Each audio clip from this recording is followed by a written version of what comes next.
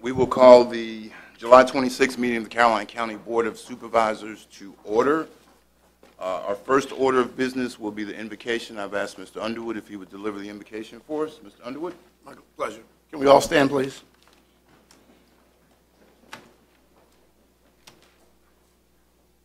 Most Heavenly Father, I give thanks to you again for another day that you bless and spared our lives. Heavenly Father, I ask you for your blessings over this board meeting this evening. Touch our hearts and our minds and help us to do the work of this county. Heavenly Father, I ask you for a special blessing for Mrs. Akers.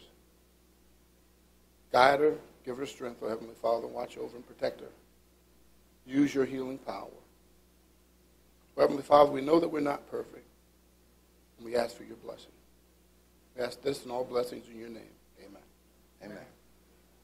I'm going to ask Mr. Miles Davis, and Mr. Davis, I didn't exactly check, and it was a long time ago since I was a tenderfoot, but you're a first-class scout? Okay, I'm going to ask first-class scout Mr. Miles Davis to come forward. Mr. Davis is here as part of a citizenship and community merit badge, and whenever you come to the board for help, we ask your help. So Mr. Davis is going to lead us in the Pledge of Allegiance. Yes, sir. Please join me in the Pledge of Allegiance. I pledge allegiance to the flag of the United States of America and to the republic for which it stands, one nation, under God, indivisible, with liberty and justice for all. Thank you, Mr. Davis.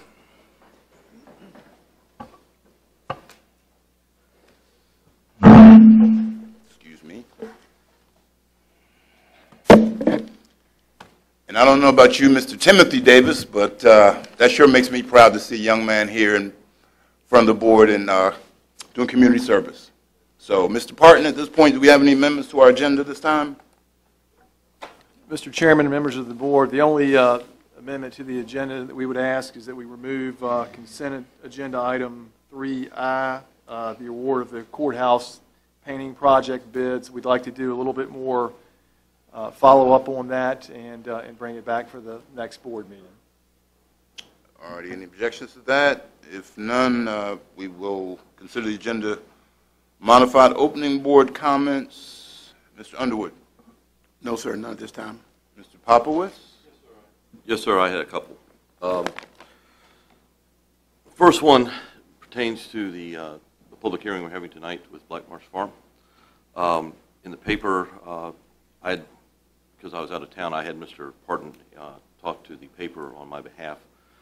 There was a miscommunication about whether or not I spoke to Ms. Long. I did not speak to Ms. Long, nor did I return her emails.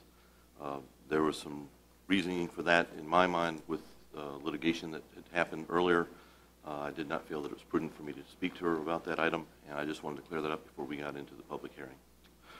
The second item is, if the board will indulge me for just a moment. Let me see if I can find this. Here we are. I'd like to take the opportunity to read into the minutes the part of the media release with the governor's comments about Technology the zone. Pardon? For the technology zone. Yes, sir. And I will only read up to the governor's comments on that media, for interest of time. Governor praises Caroline County as an entire technology zone. The Caroline County Board of Supervisors in their July 12th meeting adopted an amendment to the county technology zone ordinance, making the entire county of Caroline a technology zone. Prior to the amendment, all primary and secondary growth areas were designated as technology zone, approximately 30,000 acres. With the ordinance amendment, all of Caroline County's 549 miles now is encompassed within the technology zone overlay. Governor McDonald recognized the Caroline County initiative today by stating that Caroline County's designation as a technology zone is significant news, said Governor McDonald. It is unprecedented for an entire county to claim this advantage and will give the locality a competitive edge in attracting the type of technology-based businesses that are vital to our economy. This designation is yet another reason that Virginia continues to lead the ranks as the best state in the nation in which to do business. Just to give a little more insight, the overlay district has no impact whatsoever on zoning or taxes or regulations. We've seen that in the growth areas, and we felt that that this tool would be a great tool for us to attract more business. So that's why we asked the board to consider it, and of course it was passed. Thusly, I'd also like to thank Gary Wilson and Mike Fincham for their hard work in making this happen and putting in the language for making this happen. So those are my comments, Mr. Chairman. Thank you, Mr. Popowitz. Mr. Seeley, do you have any opening board comments? Yes, sir, Mr. Chairman. I'd just like to let everyone know what a successful county fair we had this year. It was probably one of the biggest ones we've had in recent years, and how well everything went. And again, the fair committee has sent their thanks to the board for all the support. Mr. Akers? Okay, Mr. Akers has none. I have one, which I guess is really a request of the board, and I expect at 7:30 we'll probably see quite a few people, but I'd like us to, I'm not in a position to act on the Black Marsh Farm special exception today, and I know we're going to have a fairly long public hearing, so I'd like to have the board agree that we agree to adjourn at 12, and I will make the announcement and the conditions of how we're going to handle the rest of the public hearing at 7:30 when we start, if that's okay with the rest of the board. So if there is, I'd take a motion to adjourn at no later than midnight, or adjourn to our next meeting if we need to. So moved, Mr. Chairman. Thank you. Second. Okay. Motion made by Mr. Popowitz, seconded by motion made by Mr. Underwood, seconded by Mr. Popowitz. All in favor, say aye. Aye. Okay. All opposed, nay. So that motion carries. And I will make sure we make that comment and statement again at 6 o'clock when we give the public hearing rules and guidelines once again. So, having taken care of that, it is time for our VDOT bi-monthly report. Good evening, Mr. Chairman. Good Members evening. of the board. It's good to be before you again. Thank you for inviting us. If I could just take a few moments.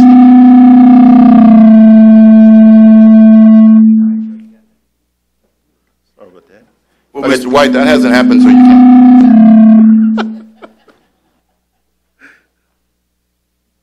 Must be me. Must be me. Oh, okay. All right. But just to give you a few updates on some of the traffic improvements that's going on in your area. Construction projects, the Route 652 intersection project, permanent striping has been completed. They're finishing up some punch list items, and the project is looking to be completed relatively soon. Bridge joint rehab work throughout the county. We're going through and doing some rehab and some joint improvements there throughout the county. That should be completed by November of 2011.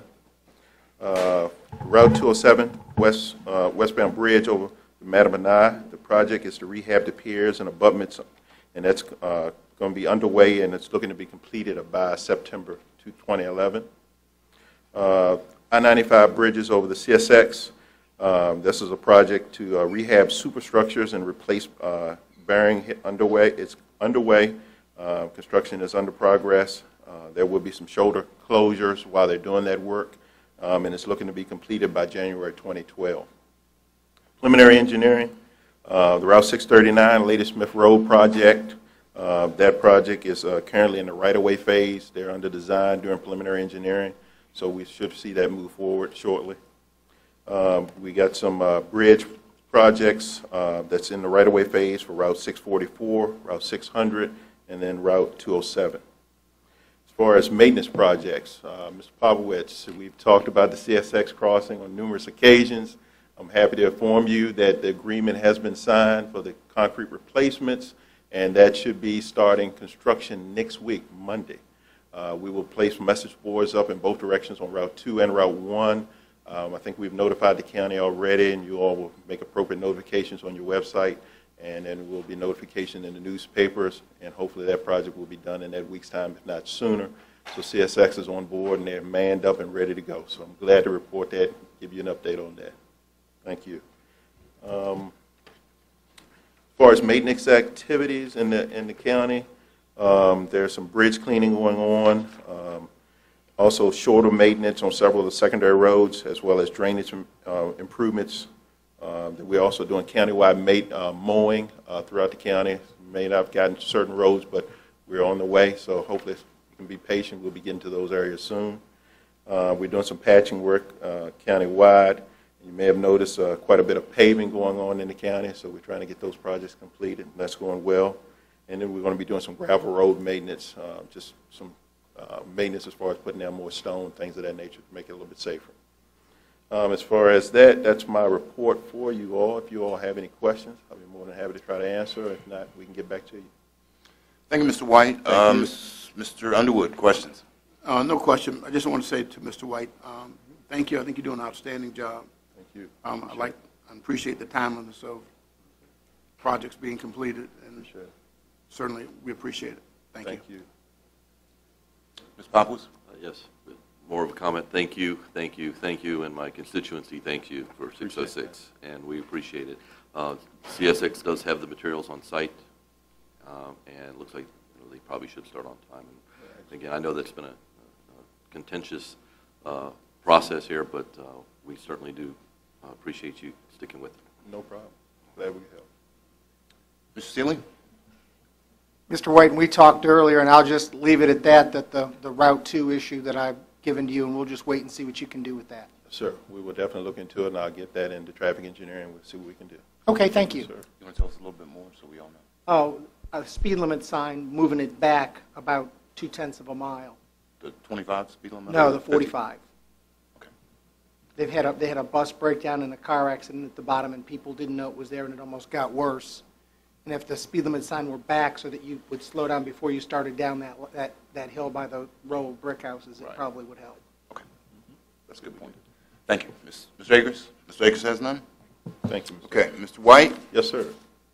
I guess you've been thanked enough. You're the hero now. Oh, man, I can't say that. You know, again, I've said, and I'll say it again, I try to give an honest assessment of what VDOT's doing.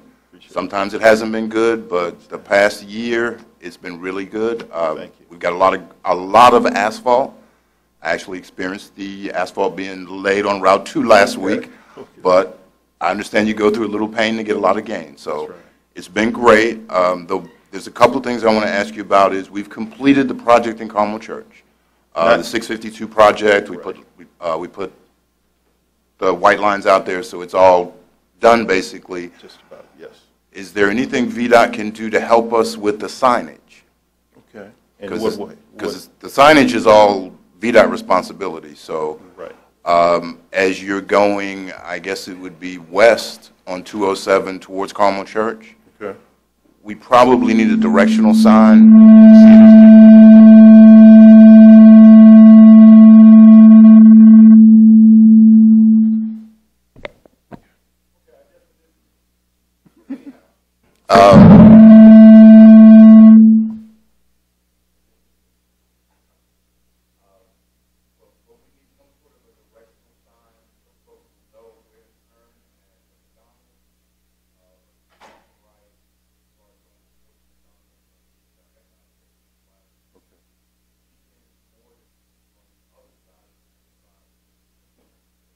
Okay.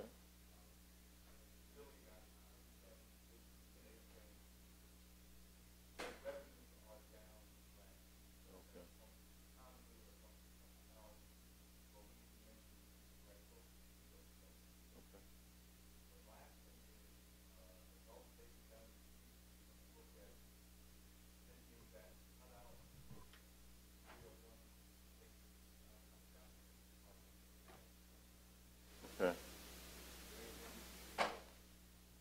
Do note in the May report, in the May report, traffic engineering did take a look at that area. They look at several factors, traffic counts, accidents, things of that nature.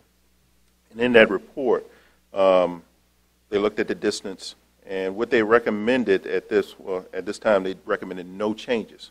They said the current option, let me make sure I get this correct, accident data had been reviewed, and there's no accident problems at the location. Traffic engineering staff indicated that the widening the median openings to serve additional destination would create too wide of an opening that would be a safety issue. So therefore, they're not recommending any recommended changes at that location at this time. If there's something that you want to bring up, or if you know of anything additional, I can bring back to them to further analyze that. I'd be more than happy to do so. I'm not sure what we can do to enhance the safety issue, but if you're making the left turn from north on 301 going into that gas station and you're diagonally going the wrong way on a one-way street, that's kind of a safety issue, and there really are no businesses short of that turn. Because you're really, as the turn's set up, you're supposed to turn into the parking lot of the gas station and work your way to where the gas pumps are, but nobody really does that. So Gotcha. is it possible we could shorten the first part of it and lengthen the last part of it? Okay. I can bring that to their attention. And that would be shorten and lengthen as you're going towards Bowling Green. Bowling Green. Okay. So we'd shorten what's closest to us now and lengthen it. I mean, I think it's more of a safety issue and a possible accident by somebody making that diagonal turn. And right now, it's 2 entrances into that gas station, and so they're going to the first entrance, which isn't right at the pumps. Exactly. But they still got to go diagonal. Right. I got you. Right. Okay. So you'll take, maybe what I'll do is I'll, just take a picture or two so you can see, Okay. and I'll show you what cars are doing as safe as possible. Okay. Okay. And I'll bring this to their attention. We'll look at that. Otherwise, Mr. White, on behalf of the board, we are extremely pleased with the progress that VDOT's been Appreciate making it. recently. Thank you. So thank you very much. All right. You all have a good evening. You do the same. Thank you.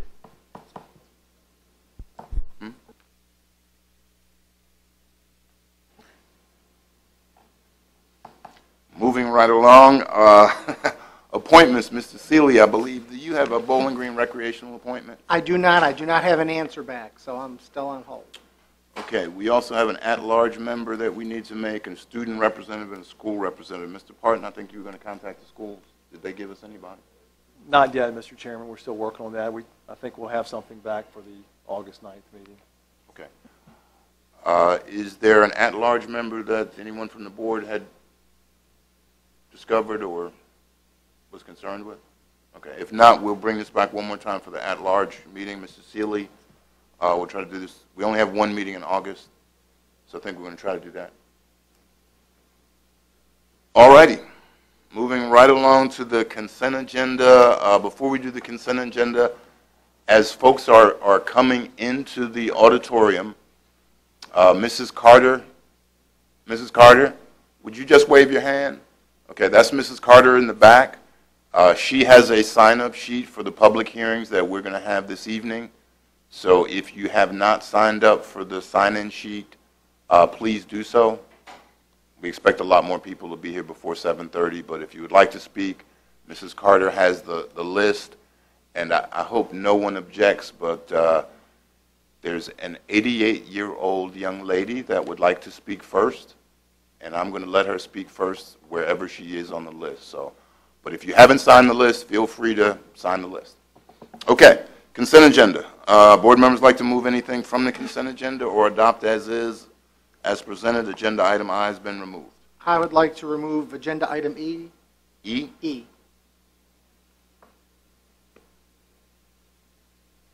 Anything else?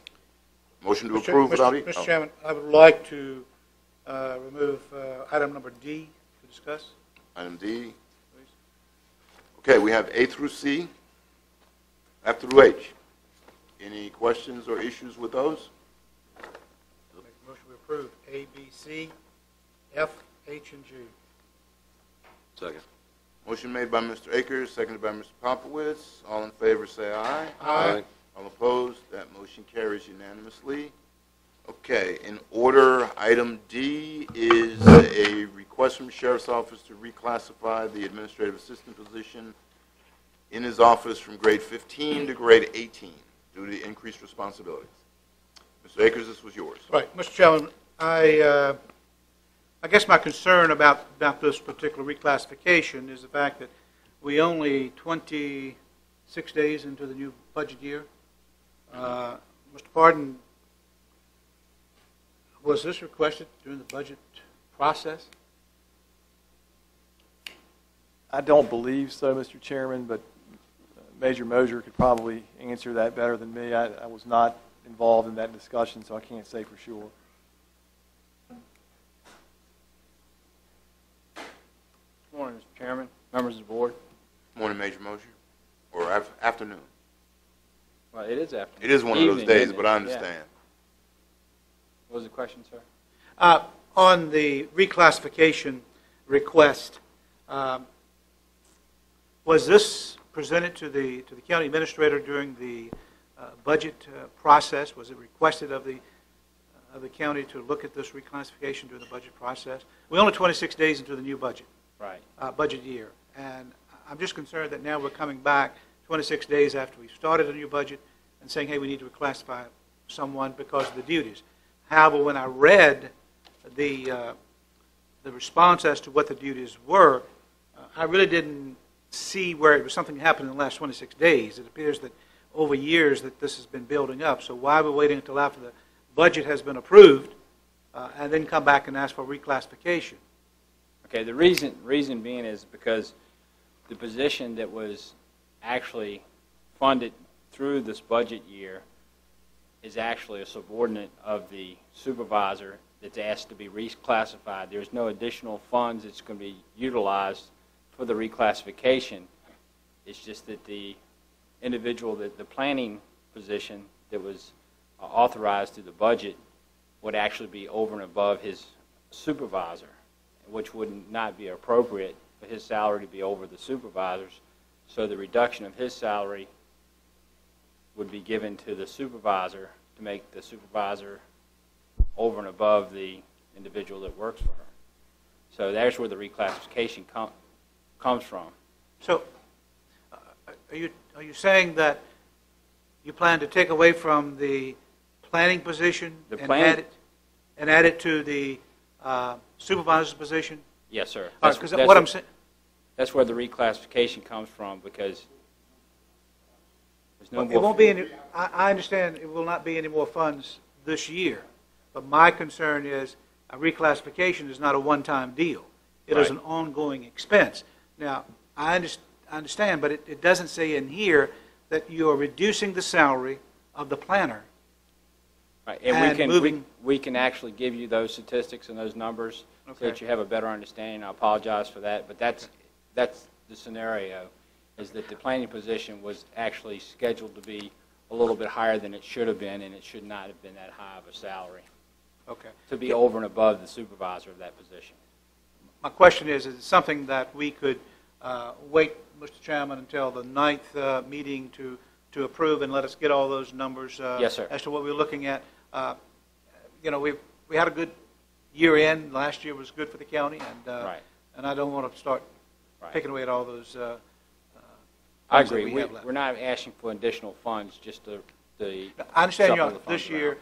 but if we do not permanently reduce someone's salary to make up for the increase that you're going to have in the reclassification, next year you're going to be asking for more funds. I yeah. understand what you're saying. Yes, Okay. sir. Thank you. Thank you. Appreciate it. Major, before you go, just to make sure, Yes, Mr. Chairman. and I thought I understood, but I just want to repeat just to make sure I do.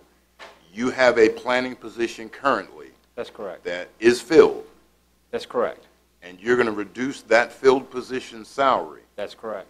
by $1,501.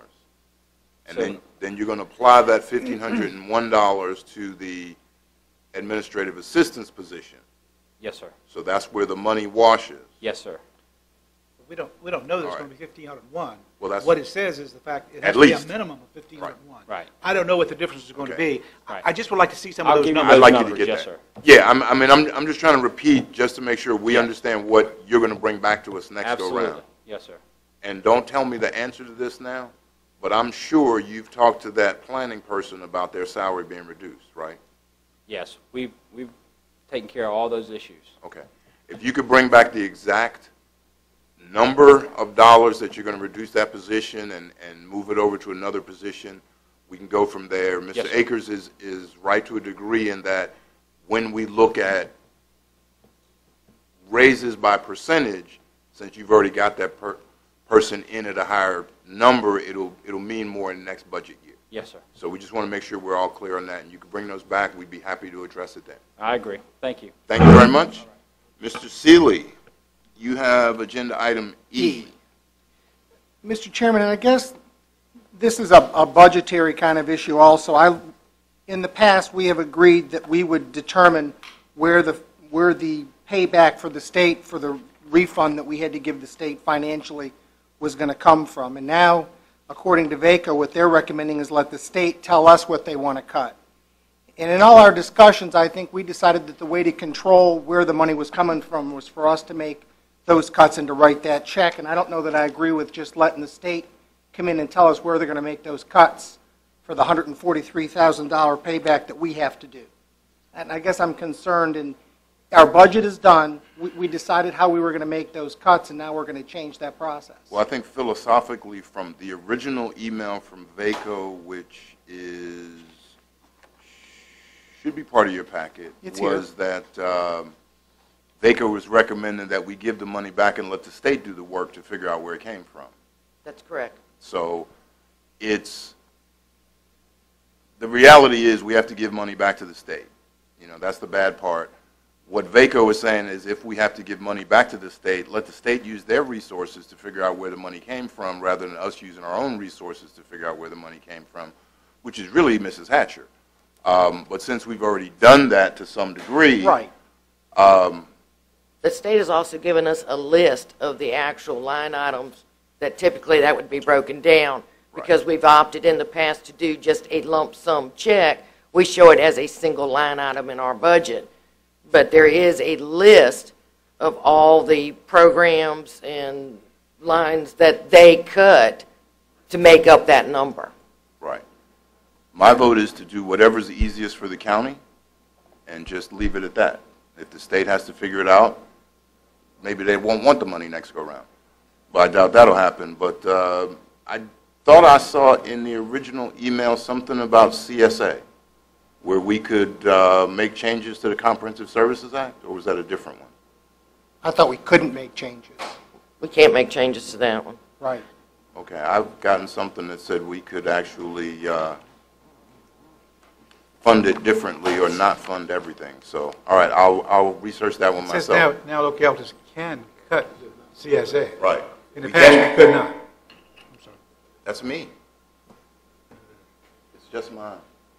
I'll be quiet for the rest of the meeting. I mean, that's what you want to do. Still doing it? Yeah. It's well, it's set in there, but I am too loud. Now you're too loud?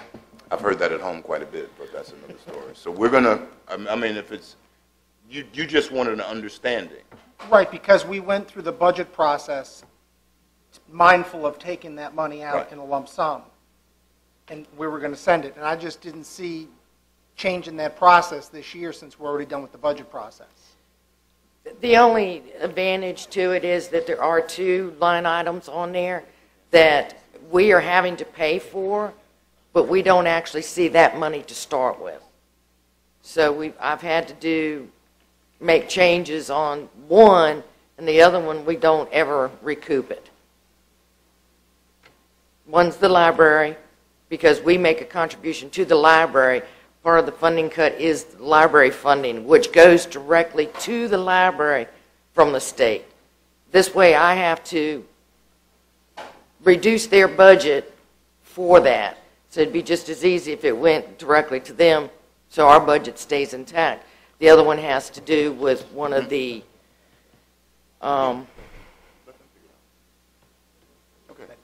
All right. I mean, it's really just it's a procedural thing. We've really done it. We're just going to send the check to the state and let the state figure it out. No, Well, we send the check to the state, and that's the end of it. Right. What VACO is asking is that we not send the check to the state to make them break it down by the categories and reduce it that way. To put the onus on them to reduce it. and you can pick up the library funding. That will help you since you don't see the funding to begin with. That's We correct. allow And them there's to do it. one other that has to do with, Whatever's easiest for the county. Mr. Chairman, I would make a motion that we approve item E under the consent agenda, that we do allow, just allow the state to, put the burden on the state to Thank you. make the cuts. Second. We do not send the check. Motion made by, we're not going to send a check. Motion made by Mr. Akers, seconded by Mr. Underwood. There is discussion. Discussion, Mr. Popowitz? Yes, sir. In this, I hope we are not looking to, I'd like to see a little more information on the $60 million a year reduction We're asking a budget amendment from the state, which is unlikely to happen in this, at the very end of this. That's a request from Bacon. For next year. Yeah. What we're asking is in this year's budget, there's a $60 million reduction to localities. Yeah, I understand. Yeah, and so what they're asking is that this $60 million be put back into the budget, in next year's budget, Right. for localities, that we would not have to go through this process next year. Right. Okay. And of that $60 million, Caroline County shares $142,508. Yes. which is also higher than it was last year. And it was a We're not- $60 million cut last year. So when the state sends it to us, the parameters keep changing.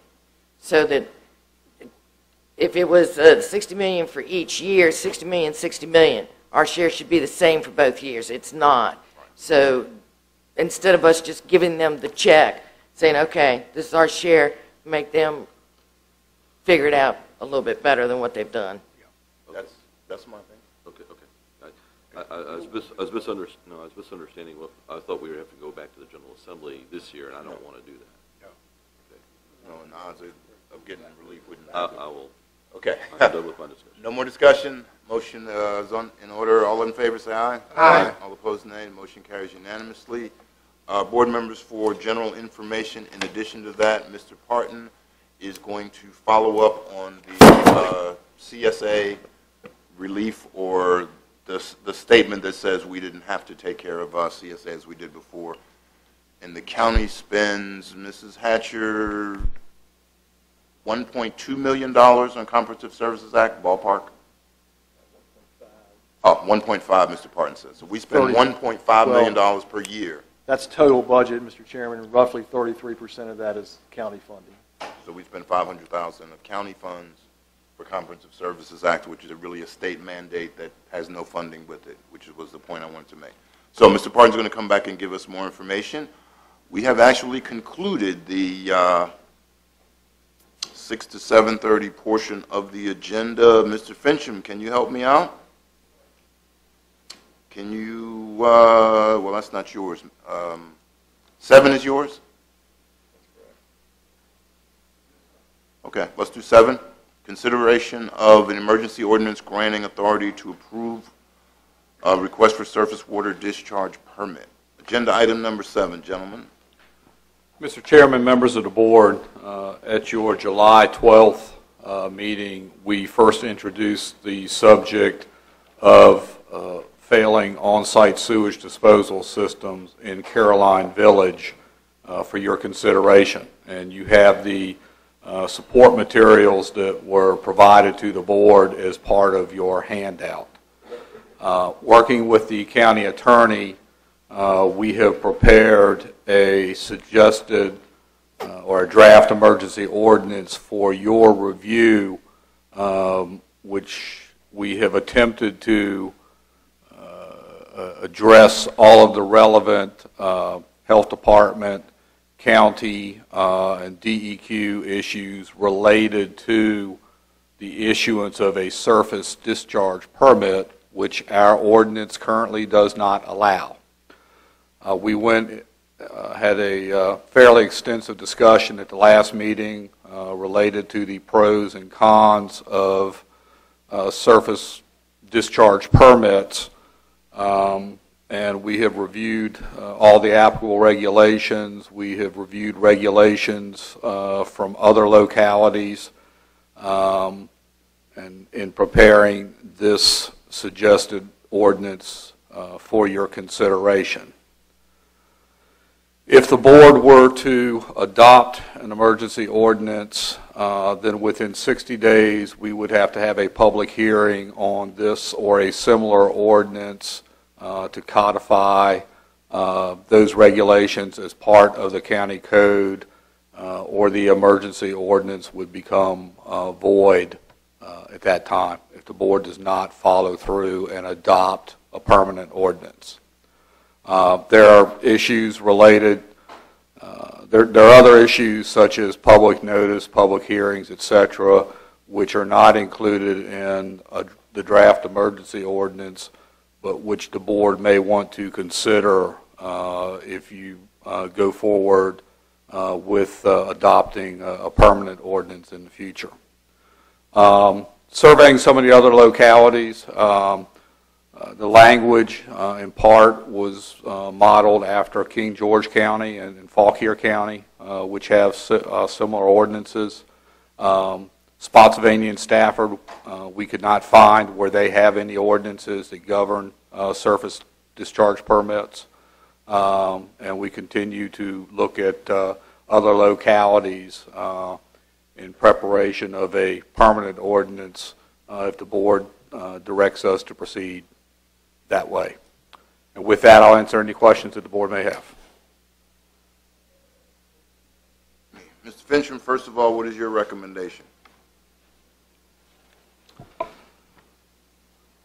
The reality is, I think you're opening up, currently our ordinance does not cover this.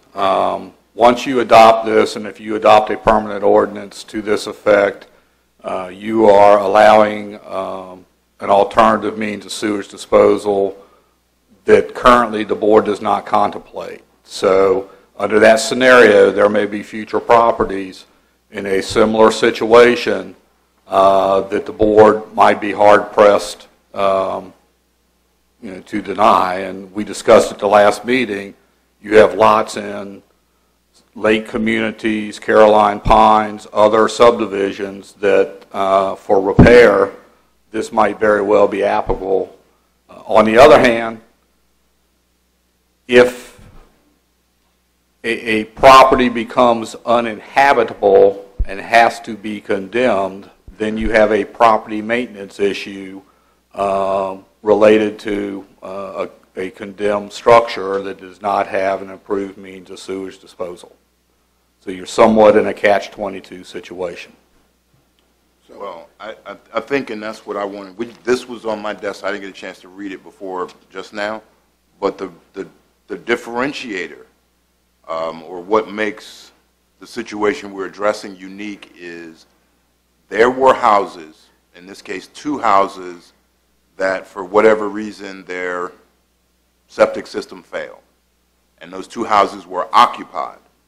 So it is I believe at that time it was the board's determination that we would not pursue any action that would cause those people to have to vacate their houses, especially since they just purchased those houses and probably had a fairly good-sized mortgage to go with it. I think it's also part of the board's desire at that time that we would not look at any alternatives for new lots. Yes, and it would only be under the condition of someone had a lot occupied or a house occupied and their system failed and they exhausted every other means before we would even consider this. And I think that's pretty much, I can see the majority of boards at least saying that's the board's intention. So if we go ahead with this particular emergency ordinance, which I didn't see addressing all of those and maybe didn't read as good as I could have, but it does address the repair.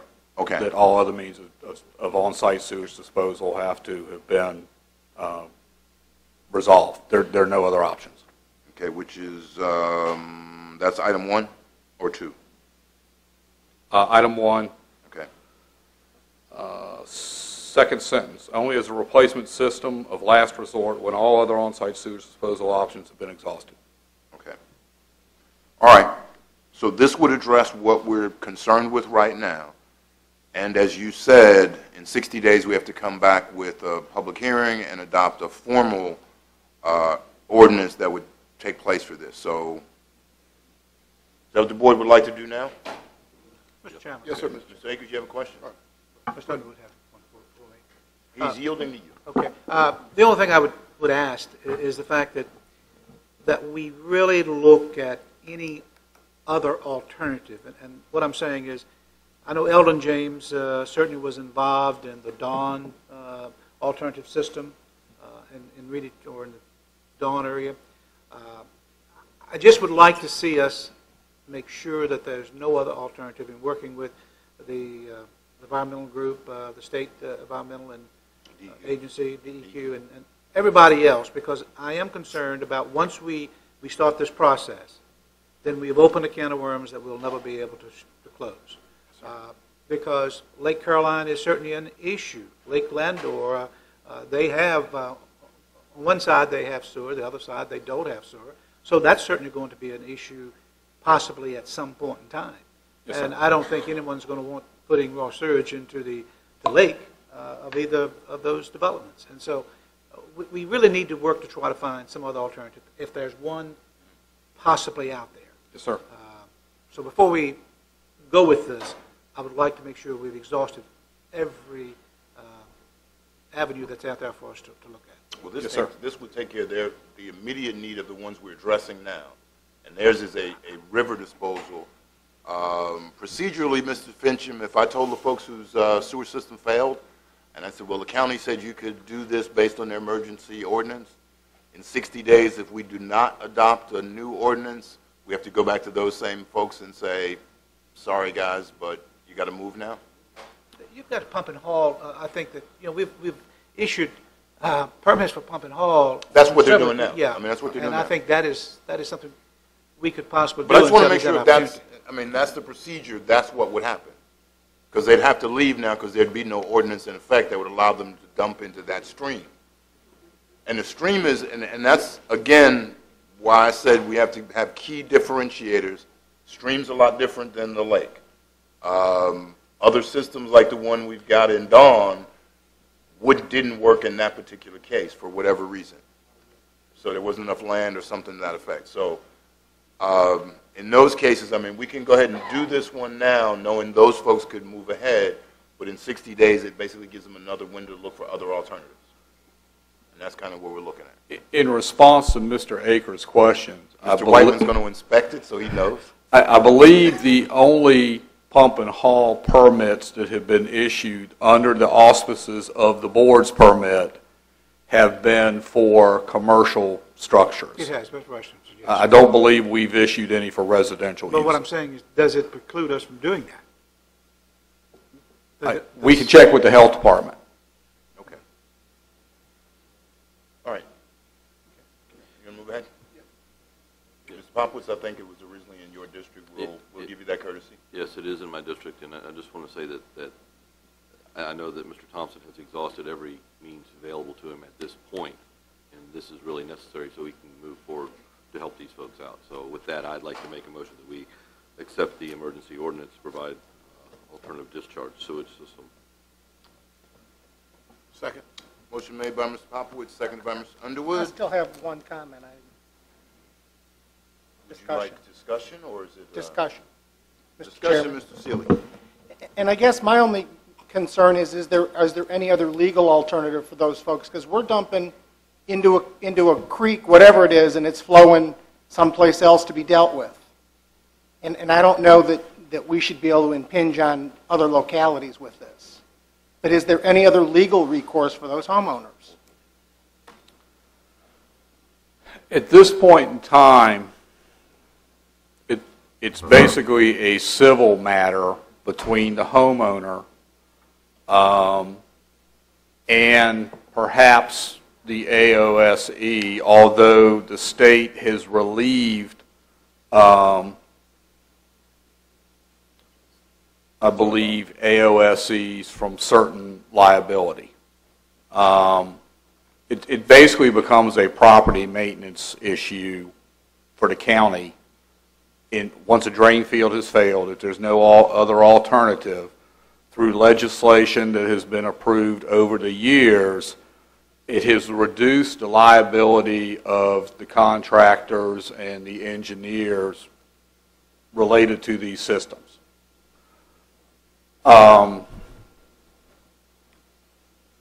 As I understand it, the engineer has looked at purchasing perhaps an adjacent piece of property that may have some suitable soils to put, in which to install a similar type of system.